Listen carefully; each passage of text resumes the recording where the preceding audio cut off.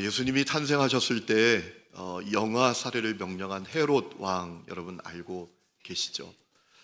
제가 어떤 책을 읽다가 헤롯이 보통 인물이 아니구나, 이 사람이 상상 이상의 인물이구나 라는 사실을 깨닫게 됐습니다.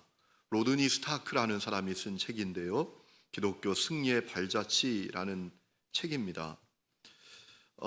이런 내용이 있더라고요. 이 헤롯의 어머니는 아랍 족장의 딸이고 그 아버지는 에돔 사람입니다. 이름이 안티파네르라는 사람인데요, 그 아버지가 아주 수완이 좋은 사람이에요. 얼마나 수완이 좋았는지 출세하기 위해서 자기 아내 버리고 하스본 왕가의 공주와 결혼해서 요직을 차지합니다. 또 로마의 내전이 일어났을 땐 율리우스 카이사르라는 사람을 지지하고 그 편에 서서 그 대가로 25살 된 자기 아들 헤롯을 로마 총독 자리에 앉도록 한 것입니다. 대단한 수완을 가진 사람이죠. 여러분, 헤롯이 25살에 로마 총독이 되어서 헤젤키야라는 사람이 일으킨 반란을 무자비하게 진압을 합니다. 그것으로 이제 원로원의 지지를 받아서 주전 37년에 유대인의 왕, 유대의 왕이 이 헤롯이 된 것입니다. 아주 출세에 목마른 사람이었어요. 자기의 입지를 견고하기 위해서 아내와 아들을 버리고 10대 조카와 조카 딸과 결혼을 했다고 합니다. 또 유대의 정통성 인정받기 위해서 우리가 잘 아는 대로 이제 예루살렘 성전을 증축을 합니다. 문제는 그 성전 입구에 독수리상을 만들어 놓습니다. 열심당원들이 그것을 파괴했을 때 그들을 색출해서 화형에 처하게 했다고 해요. 이 헤롯이 제사장들도 자기 마음대로 임명을 했대요. 처음에는 바벨론 출신의 이름 없는 유대인들이 제사장 역할을 감당하게 하다가 그들을 끌어내리고 10대 자기 조카를 제사장으로 또 세우는 겁니다. 그러다가 또 목욕 연회에서 익사시켜 죽이고 유대인들의 환심을 사기 위해서 사두개인들을 이제 제사장으로 세웠다라는 거예요. 그러니까 여러분, 좀 다른 얘기지만 이스라엘의 역사가 얼마나 비참한 역사입니까? 이런 왕에 의해서 휘둘리고 성전 종교가 이런 무자비한 타락한 왕들에 의해서 휘둘릴 정도가 되었으니까요. 엽기적인 가정생활은 정말 유명하다고 해요. 10명의 아내를 갈아치우고 아들 3명은 죽였다고 합니다. 그러다가 AD 4년 70세 일기로 그가 죽고 말았는데, 여러분, 이 당시에 70세까지 살았다라는 것은 엄청난 거라고 합니다. 여러분, 이 당시에 사람의 평균 수명이 20세에 불과했대요. 1945년 해방될 때 우리나라 평균 수명이 51세였다고 하더라고요. 지금은 83세 정도 되는데, 이 당시에 평균 연령이 20세인데 70세까지 살았던 것은 엄청나게 장수한 겁니다. 그런데 여러분, 그렇게 장수하면 뭐합니까? 그 삶의 발자취가 참으로 추잡한 발자취였는데요, 참으로 안타까운 추악한 인생의 발자취를 남기고 말았다라는 것이죠. 여러분, 인생은 한 번뿐입니다. 그리고 사라져 없어지는 것이 아니라 그의 발자취로 남게 됩니다. 우리가 얼마나 살았는지, 얼마나 좋은 환경과 많은 것을 누렸는지, 얼마나 많은 일을 했는지가 우리 인생 발자취의 가치를 결정짓는 것이 아닙니다. 짧게 살았어도, 많은 일을 하지 않았어도, 그 인생이 고난의 연속이었어도 아름다운 삶의 발자취를 남기는 사람들이 역사 속에, 그리고 우리 주위에 많이 있습니다. 여러분, 미국의 유명한 시인 가운데 랄프 와일드 에머슨이라는 사람이 있습니다. 이분이 7대 기독교 집안 사람인데요, 그가 쓴 유명한 시가 있습니다. 무엇이 성공인가? 거기 이런 내용이 있습니다. 자신이 한때 이곳에 살았음으로 해서 단 한 사람의 인생이라도 행복해지는 것이 있다면 그 사람의 인생은 행복한 인생이다 라는 것입니다. 여러분, 요르단에 사역하는 김재희 선교사님이라고 계십니다. 우리가 함께 사역하는 선교사님이신데 지난번에 요르단에 가서 성지순례 갔을 때도 만났었는데요, 이 선교사님이 선교 편지가 왔는데 거기 이런 내용이 있습니다. 3월 13일부터 코로나 때문에 3일간 통행 금지가 내려졌고 한 달간 차량 운행 금지가 내려졌대요.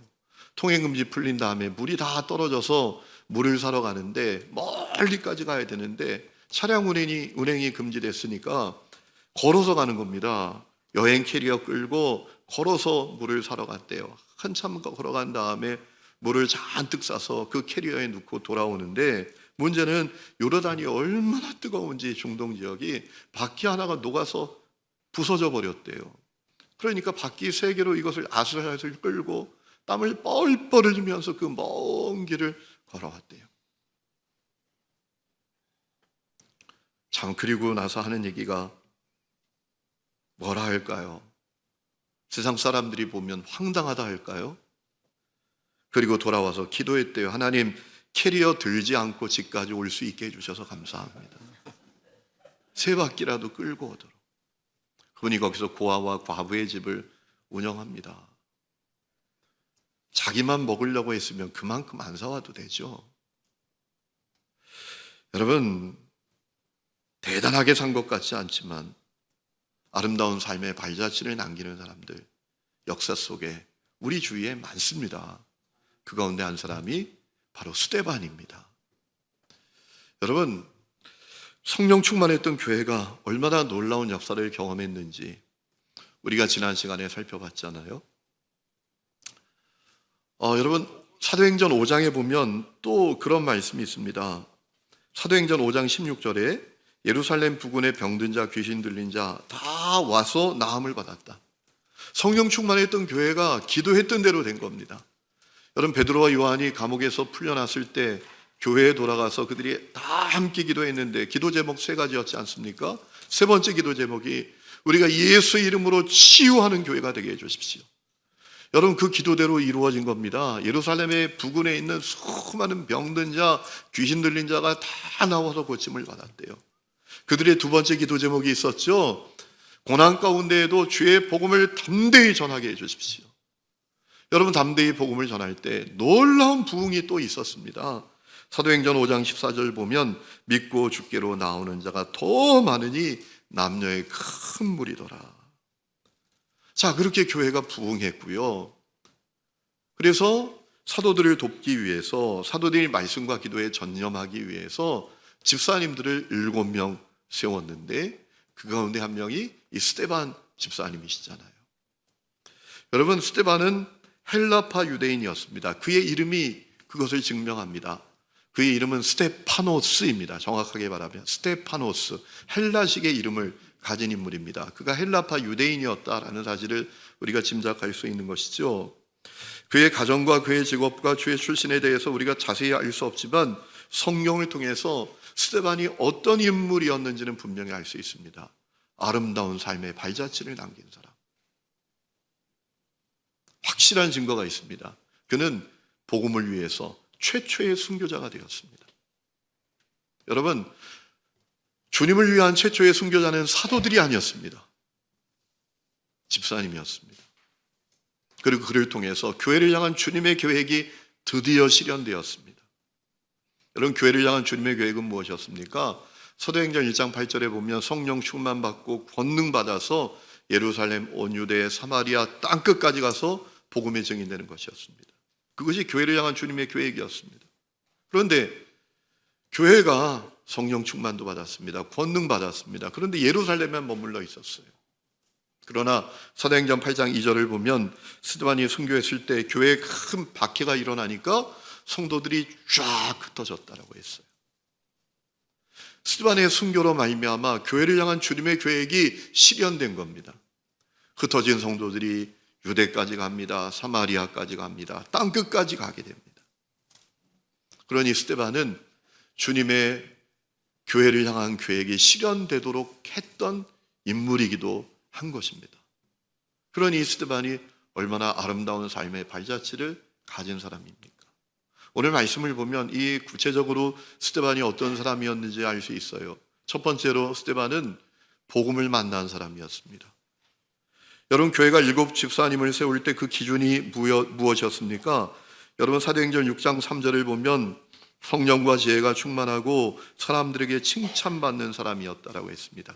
6절, 5절 말씀을 보면 6장 5절을 보면 믿음과 성령이 충만한 사람이었다라고 했습니다. 스데반이 바로 그런 인물이었다라는 거죠. 여러분, 믿음과 성령이 충만하고 지혜가 충만하고 사람들에게 칭찬받았다. 이것을 한마디로 말하면 뭘까요? 복음을 만났다. 복음이 나의 복음이 되었다. 복음을 분명히 믿게 되었다라는 것 아닙니까? 여러분, 믿음이 좋다는 게 뭡니까? 어떤 사람 믿음 대단히 좋아. 헌금 잘하는 사람, 열심히 교회 일을 하는 사람, 그 사람 믿음이 좋은 사람일까요? 대단히 막연하잖아요. 믿음이 좋다는 것이 무엇입니까? 그것은 복음을 분명히 만났다. 복음이 나의 복음이 되었다. 그 사람은 복음을 분명히 믿는다라는 것입니다. 여러분, 복음에는 세 가지 면이 있습니다. 하나님은 살아계셔서 나를 얼마나 사랑하시는지 나를 위해서 독생자를 내어주셨다 라는 것이 첫 번째 면이고, 두 번째는 무엇입니까? 독생자 예수님이 나를 위해 십자가에 매달려 피 흘려 죽으셨다. 그래서 나는 그 보혈로 죄사함 받았다, 구원받았다, 새로운 존재 되었다, 새로운 피조물이 되었다, 우리 영원한 생명을 누리는 존재가 되었다 라는 것을 믿는 것이죠. 그것이 복음의 두 번째 면이죠. 세 번째 복음의 중요한 면은 무엇입니까? 구원받은 나에게 성령님이 오셔서 내주하시고 세상 끝날까지 동행하신다. 이것이 복음이에요. 여러분, 스데반은 이 복음을 만난 것입니다. 이 복음이 나의 복음이 된 것입니다. 이 복음을 분명히 믿었다는 것입니다. 그래서 그는 완전히 새로운 존재가 된 겁니다. 그래서 사람들에게 칭찬도 받게 된 거예요. 새로운 존재가 된 겁니다. 새 창조를 복음을 통해서 경험하게 된 것입니다. 그래서 지혜도 충만했던 것입니다. 왜 그래요? 여러분, 성령 충만이 무엇입니까? 내 속에 오신 성령님이 내 주인이 되시는 것 아닙니까? 그러면 어떤 일이 일어납니까? 나에게 성령의 성품이 드러납니다. 나에게 성령의 생각이 드러납니다. 내 생각은 늘 어리석지만 성령의 생각은 지혜로운 줄도 믿습니다. 스데반은 복음을 만났던 거예요. 복음을 믿었던 거예요. 그래서 그는 성령도 충만했어요. 지혜도 충만했어요. 사람들에게 칭찬도 들었어요. 그 있는 자리에 성령의 성품이 드러나요. 그렇지 않겠어요? 성령님이 주인 되시니까 그의 자아, 못된 고집, 혈기, 악한 모습 싹 사라진 거예요. 여러분, 저는 이 은혜가 여러분 가운데 있기를 주의 이름으로 축원합니다. 그러니 이 스데반이 아름다운 삶의 발자취를 남길 수밖에 없었던 것이죠. 또 그는 예수님을 따라 살던 사람이었습니다. 여러분, 집사님은 영어로 디콘입니다. 히라바의 디아코노스에서 파생된 단어입니다. 디아코노스는 섬기는 사람, 봉사하는 사람, 그리고 또 일꾼, 이렇게 번역할 수가 있습니다. 여러분, 집사는 그래서 한문으로 집사는 잡을 집 일사입니다. 일을 잡은 사람. 집사님은 일꾼이에요. 여러분, 집사님을 품위 있게 말하면 섬기는 사람이고, 단도직입적으로 말하면 일꾼이고, 과격하게 말하면 종놈입니다. 종이에요, 종. 일꾼입니다. 여러분, 우리가 집사 취임, 권사 취임 했다고 막 꽃다발 주고 축하하는데 사실 이게 어쩌면 웃기는 겁니다.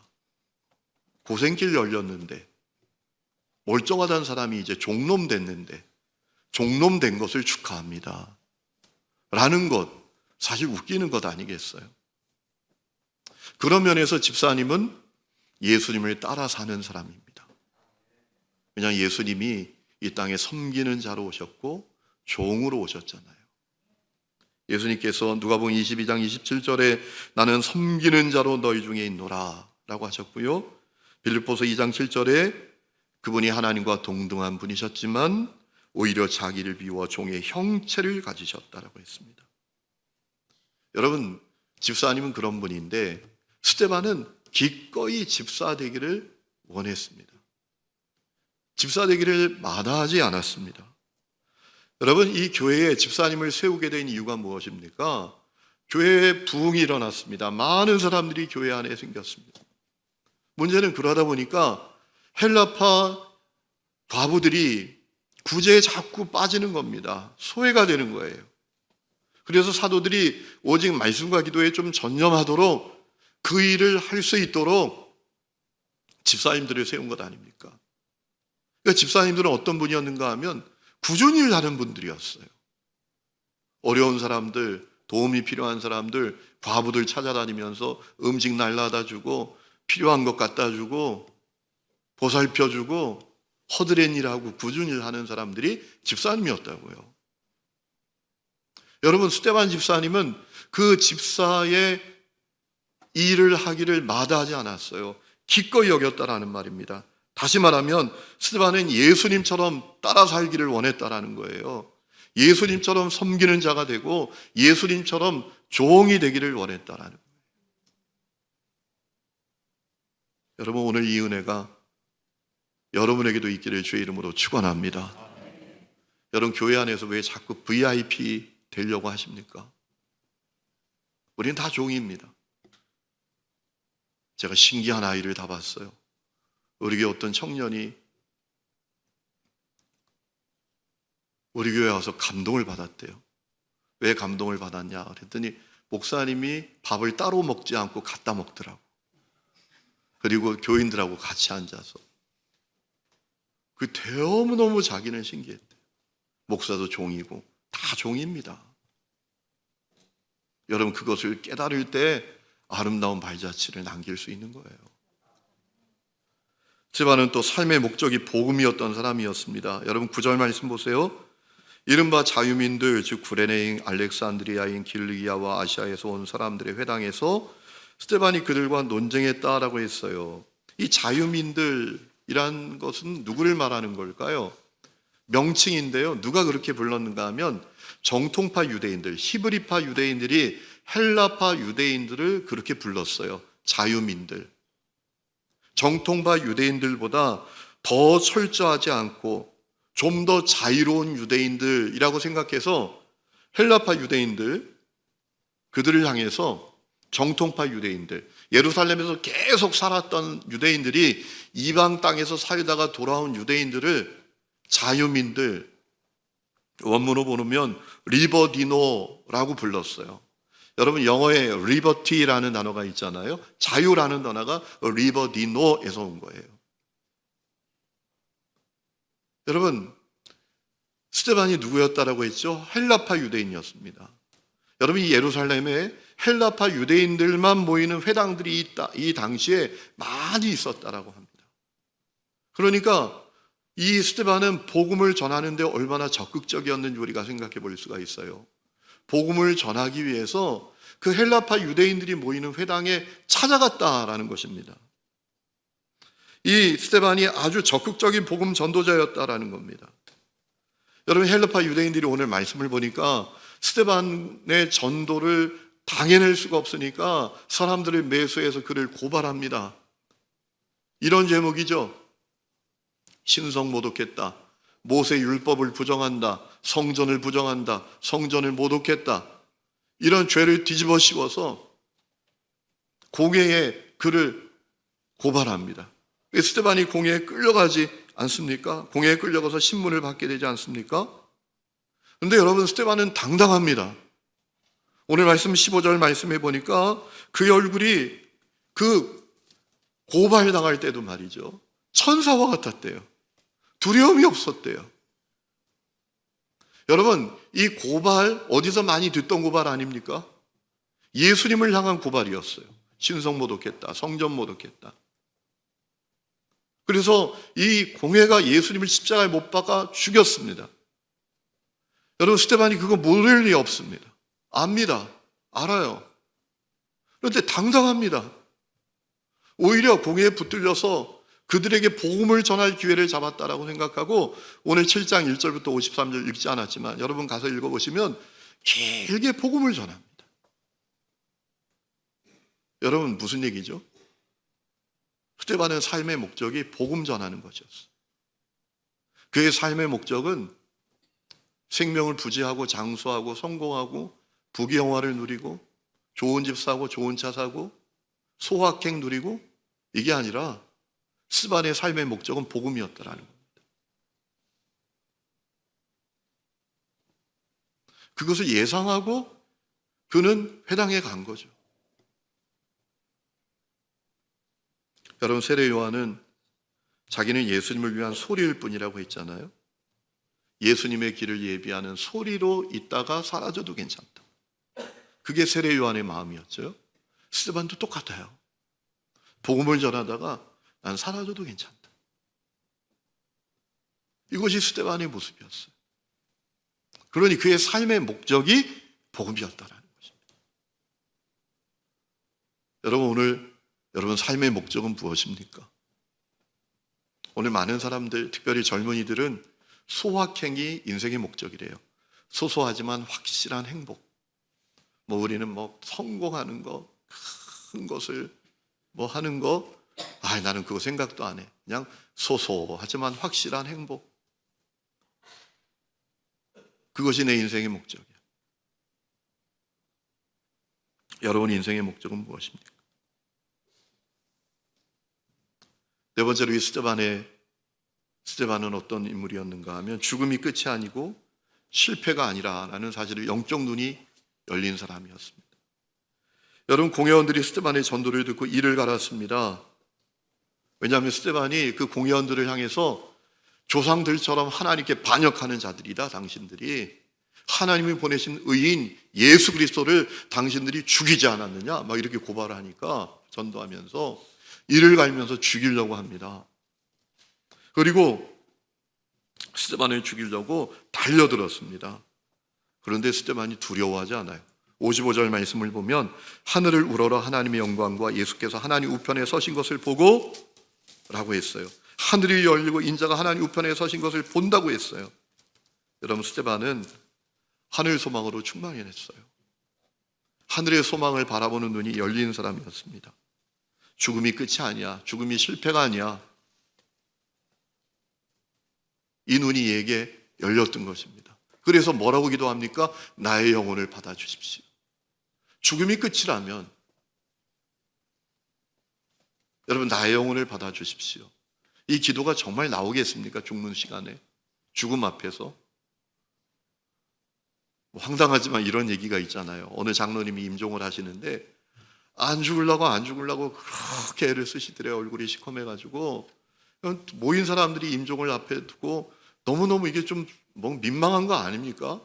장로님이 그래도 평생 교회를 잘 섬기면서 신앙생활 했으면 주여 나의 영혼을 받으시옵소서 할렐루야 하고 껄깍 이렇게 하시면 좋은데 안 죽으려고 얼굴이 시커머시더래요. 그래가지고 자녀 중에 한 분이 믿음 좋은 자녀가 그 장로님 귀에다 대고 아버지 천국을 바라보세요. 소망을 가지세요. 아버지 평안을 가지세요. 천국을 바라보고 소망을 가지시고. 그랬더니 그 자식 귀를 쫙 잡아당기더래요. 그리고 하는 얘기가 믿어줘야 믿지 그러더래요. 여러분, 지금 죽는 상황에 스데반이 나의 영혼을 받으시옵소서. 이게 실제입니다. 실제 상황입니다. 그는 하늘 소망을 바라보는 눈이 열렸다라는 것이, 죽음이 끝이 아니다, 죽음이 실패가 아니다라는 사실을 바라보는 눈이 열렸다라는 것입니다. 그래서 돌로 맞아 죽어가는 그때에도 뭐라 하죠? 자기를 죽이는 자들을 용서하고 그 죄를 그들에게 돌리지 말아달라고 기도하지 않습니까? 여러분, 이 소망의 눈이 열리지 않은 사람은 삶의 발자취를 아름답게 만들기가 사실 쉽지 않습니다. 여러분, 바트 어만이라는 사람은 기독교는 어떻게 역사의 승자가 되었나라는 책에서 4가지 이유를 언급하더라고요. 기독교는 어떻게 세계 최대의 종교가 되었는가? 여러분, 지금 세계 인구가 69억 정도 되는데 예수 믿는 사람들이 23억 정도 된다는 거죠. 3명 중에 1명은 예수 믿는다. 대단하죠? 어떻게 이렇게 기독교는 최대의 종교가 되었는가? 그는 종교학자입니다. 신학자가 아닙니다. 종교학자의 객관적인 입장에서 써내려갔는데 4가지 이유가 있었대요. 첫 번째, 철저하게 유일신 신앙을 그들은 전파했다. 오직 여호와 하나님만 믿어야 된다. 나 외에 다른 신을 두면 안 된다. 전파했다라는 것이죠. 두 번째는 공동체였다는 거예요. 천국 같은 공동체, 사회의 안전망이 줄 수 있는, 기댈 수 있는 공동체가 기독교였다 라고 하더라고요. 그 공동체는 천국 같았고 사회의 안전망이 되어줬고, 그리고 주위를 돌아보면서 적극적인 구제 활동을 그 공동체가 했다라고 하더라고요. 그것이 이유였다라고 하더라고요. 세 번째는 지속적인 전도입니다. 수많은 전도자들의 헌신적인 노력이 있었다. 적극적으로 기독교는 전도하는 종교였다라는 것입니다. 그리고 네 번째는 높은 윤리적인 기준을 갖고 있었다. 기독교인들은 높은 윤리성을 갖고 있었다라는 것입니다. 이것을 이렇게 바꿀 수도 있을 것 같아요. 그리스도인들은 아름다운 삶의 발자취를 가진 사람들이었다라는 거예요. 여러분, 모두에게 똑같은 삶이 주어졌지만 다 아름다운 삶의 발자취를 남기는 것은 아닌 것 같습니다. 여러분은 어떤 인생의 발자취를 남기시겠습니까? 아니, 여러분은 어떤 인생의 발자취를 남기고 계십니까? 내일은 내 시간이 아니잖아요. 오늘만이 내 시간이잖아요. 여러분, 우리가 코로나 때문에 어려운 때를 보내고 있습니다. 그런데 이 어려운 때를 보내면서 우리에게 영적 눈이 열려야 합니다. 영적 분별력이 있어야 합니다. 무엇을 말하는가 하면, 여러분, 이 어려운 때는 내가 정말 아름다운 발자취를 남길 수 있겠는지를 시험하는 기간입니다. 시험 받는 기간입니다. 여러분, 모든 것이 평안하고 잘 될 때, 순조로울 때 다 아름다운 삶의 발자취를 남길 수 있을 것 같죠. 그런데 정말 아름다운 삶의 발자취를 남길 수 있겠는지는 어려운 때입니다. 시련의 때입니다. 고난의 상황에서입니다. 역경을 맞이했을 때입니다. 그때 비로소 알게 됩니다. 정말 아름다운 삶의 발자취를 남길 수 있겠는지. 어떤 사람들이 이 어려운 때를 도대체 어떻게 살아야 되느냐라고 하소연하는데, 여러분, 하소연할 것 없습니다. 하나님의 말씀인 이 성경이 이미 우리에게 다 알려주셨어요. 이 어려운 때 어떻게 살아야 되는지. 환난에 지지 말아야 된다고 말씀하셨잖아요. 마태복음 13장 말씀에 보면 돌밭에 뿌려진 씨는 잠시 싹이 났다가 뿌리가 없어서 타서 말라 죽는다라고 했습니다. 이 돌밭은 누구를 말하는가? 평상시엔 대단한 믿음 같아도 환난이나 박해가 일어날 때 넘어지는 것이다라고 했어요. 환난에 지지 말아야 된다라는 것이죠. 어려운 때 어떻게 살아야 되는가? 성경이 우리에게 말씀해 주셨어요. 이 환난에 지지 말아야 된다라는 것입니다. 데살로니가전서 1장 6절에 데살로니가 교인들을 향해서 이렇게 말합니다. 많은 환난 가운데에서 기쁨으로 말씀을 받아 주님을 본받는 자들이었다. 그것이 데살로니가 교인들. 환난이 지지 않았다라는 거예요. 여러분, 저는 우리 하느님교회 성도들이 이 어려움이 지지 않기를 주의 이름으로 축원합니다. 어려움에 지지 않는 것, 이 어려움 앞에서 벌벌 떠는 것, 그 지는 거예요. 또 말씀하셨어요. 우리 신앙이 나태해지지 않도록 해야 된다고. 여러분, 로마서 12장 11절에 말씀하셨어요. 부지런하게 게으르지 말고 열심을 품고 주를 섬기라. 소망 중에 즐거워하고. 따라합시다. 환난 중에 참으며 기도에 항상 힘쓰라. 환난의 때 어떻게 해야 되는지 다 알려주셨어요. 환난 중에 인내해야 된다. 그리고 열심으로 주를 섬겨야 된다. 기도해야 된다. 다 알려주셨어요. 어렵다고 더 기도하지 않고, 어렵다고 더 예배하지 않고, 아니라는 거예요. 로마서 8장 35절에 말하죠. 누가 우리를 그리스도의 사랑에서 끊겠는가? 환난이겠는가? 공고겠는가? 박해겠는가? 기근이겠는가? 헐벗음이겠는가? 칼이겠는가? 아무것도 못 끊는다. 환난 때 어떻게 해야 되는가? 나태해지지 않도록 해야 된다.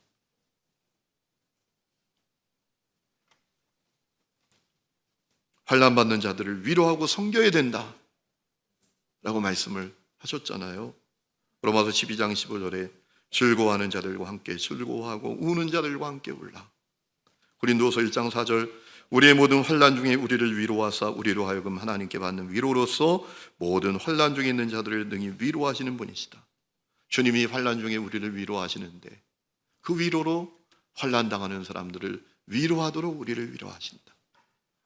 환난 때 어떻게 살아야 되는가, 어떻게 해야 되는가 다 알려주셨어요. 그저 살아남으려고 몸부림치지 말고 하나님이 죽게 하시지 않으니, 하나님이 살게 하시니, 성도에겐 죽어도 천국이니 환난 중에 있는 사람들을 위로하라 라고 하신 거예요. 야고보서 1장 27절에 말씀하셨어요. 하나님 아버지 앞에서 정결하고 더러움이 없는 경건은 곧 고아와 과부를 환난 중에 돌아보고 또 자기를 지켜 새 속에 물들게 하지 않는 것이다 라고 했습니다. 여러분, 어려운 때 우리가 정말 아름다운 삶의 발자취를 남길 수 있겠는지 시험받는 기간이에요.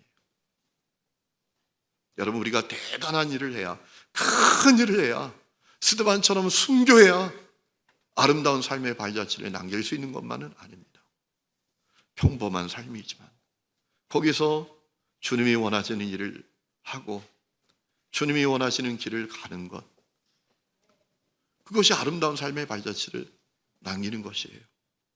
마이클 프로스트라는 사람이 일상 하나님의 신비란 책에서 마음에 확 다가오는 중요한 이야기를 하더라고요. 이렇게 말했어요. 하나님이 원하시는 것은 뭔가? 우리가 평범한 일상에서 비범하게 사는 것이다. 평범한 일상이지만 비범하게 하나님의 사람으로 하루하루 살아가는 것. 그것이 우리를 향한 하나님이 원하시는 것이다 하는 거죠. 한 가지 말씀드리고 마칩니다. 여러분, 유럽의 이 코로나가 가장 심각한 나라가 이탈리아 아니겠어요? 정말 장례를 치를 수 없을 정도로 성당에 막 관이 가득한 그런 상황이라고 하지 않습니까? 이탈리아 롬바르디아주에 병원이 있는데, 롬바르디아주 병원 내 무신론자 의사들이 놀랍게도 이 상황 가운데 주님께 돌아오는 역사가 있었다는 것입니다. 울리안 우르반이라는 사람의 간증, 의사 선생님이신데 그 제목이 나는 이제 하나님을 믿는다라는 간증을 그가 남긴 것이 화제가 되었어요. 간증의 내용이 길기 때문에 다 소개해 드릴 수는 없고 압축해서 말씀을 드리면, 여러분, 이 의사 선생님들도 상상하지 못한, 아니 악몽과 같은 상황을 맞이하게 됐다라는 거예요. 수백 명의 사람들이 병으로 실려오는데 자기들은 더 이상 의사가 아닙니다. 왜냐하면 라벨 붙이는 사람일 뿐이라요. 그래서 막 처절한 절망감, 좌절감을 갖는데 누구를 살릴 건지, 죽더라도 집으로 누구를 돌려보낼 건지 그저 분류하는 일만 자기들이 하고 있더라는 거예요. 그러니까 그 절망감은 얼마나 크겠어요. 그런데 어느 날 75세 된 남성이 병원에 실려왔어요. 호흡하는데 참 어려움을 겪는 그런 남성이 실려왔는데 알고 보니까 그분이 목사님이더라는 거예요. 이분이 주위에 죽어가는 이들을 찾아다니면서 그분의 손을 잡아주고 그들에게 말씀을 읽어주더라는 거예요. 수많은 사람들이 죽어나가는 것을 바라보며 아무것도 할 수 없는 자기들에게도 그 목사님이 다가오셨다라는 거예요. 그때 자기들의 상태는 너무나 피곤하고 지쳐있고 패배의식으로 잠겨있고, 왜냐하면 그 병원의 의사 2명이 감염되어 사망했고 다른 동료들은 바이러스에 감염되고 있고 정말로 절망적이고 두려운 상황 가운데 한계에 다다른 그런 상황 가운데 있을 때 그 목사님이 그 무신론 의사들에게도 다가오셨다라는 거예요. 그리고 그 목사님의 말씀을 들으면서 자기들에게 하나님이 필요함을 절실하게 깨닫게 되었다라는 것입니다. 그래서 의사들이 모여서 하나님께 도움을 구하기 시작하고 평강을 구하기 시작하고 환자들을 치료할 수 있는 힘을 달라고 지혜를 달라고 기도하기 시작했다라는 거예요. 그런데 그 목사님은 끝내 돌아가시고 말았다라고 합니다. 그런데 그분은 자기의 질병이 위중함에도 불구하고 자기들에게 주님을 전해주셨고 평강을 가져다 주셨다라는 거예요. 그 다음부터는 제가 이제 그 간증을 그대로 읽겠습니다. 그 의사 선생님의 간증에 현재 상황이 이어진다면 아마 우리도 곧 그분의 뒤를 따를 것이다. 나는 6일째 집에도 못 갔고 언제 마지막 식사를 했는지도 모른다. 나는 나의 무기력함을 깨닫지만 나의 마지막 호흡을 다른 이들을 돕는 데 줄 수 있기 원한다. 나는 내가 무엇보다 하나님께 돌아온 것이 너무나 기쁘다. 라는 것이 이분의 간증이었어요.